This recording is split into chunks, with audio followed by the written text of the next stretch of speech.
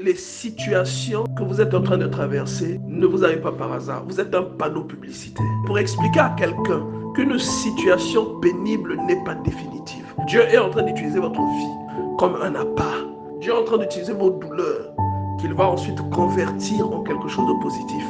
L'apôtre Paul est en prison à Rome, Philippiens chapitre 1, verset 12. Il dit, je veux que vous sachiez, frères, que ce qui m'est arrivé a plutôt contribué au progrès de l'évangile. Tous les saints vous saluent, et principalement ceux de la maison de César. Et il le dit avec beaucoup d'honneur. Il a converti même les fonctionnaires de César. Est-ce que vous vous rendez compte? Donc c'est pour ça que Dieu a permis qu'il soit enchaîné. C'est pour ça que Dieu a permis qu'il soit naufragé. C'est pour ça que Dieu a permis qu'il soit prisonnier. Tellement il était contagieux. Il a converti les fonctionnaires de César. Donc quand Paul est arrivé là-bas, il n'y avait pas de christianisme là-bas. C'est lui qui a introduit le christianisme à Rome. C'est lui qui a introduit le christianisme dans la maison de César. Il y avait déjà des croyants qui étaient polythéistes. Il y avait toutes sortes de convictions. Mais celui qui a introduit le christianisme à Rome, c'est Paul.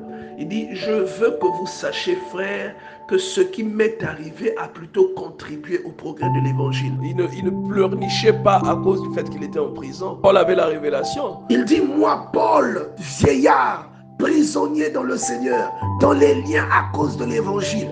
Il le dit avec beaucoup de courage. Il faut que quelqu'un comprenne le pourquoi de ces problèmes. Si vous passez par le chômage, vous passez par la stérilité, vous passez par la dépression, Dieu est en train de vous dire aujourd'hui que votre situation n'est pas définitive. Vous allez sortir de là. Il a le contrôle de ce par quoi vous passez. Vous devez comprendre pourquoi vous vivez ce que vous vivez. Et vous devez comprendre que ce n'est pas une situation définitive. Il est en train d'utiliser votre vie comme un panneau publicitaire. Sors de la tristesse qui t'envahit à cause du problème que tu traverses. Je me rappelle de David qui a dû s'enfuir devant son beau-père et son roi, Saül, et qui a dû se réfugier dans la caverne d'Adullam. Il allait se réfugier ensuite dans d'autres endroits. Il a même loué ses services au roi des Philistins. Mais quand il est sorti de toute cette épreuve, il est devenu roi de Juda.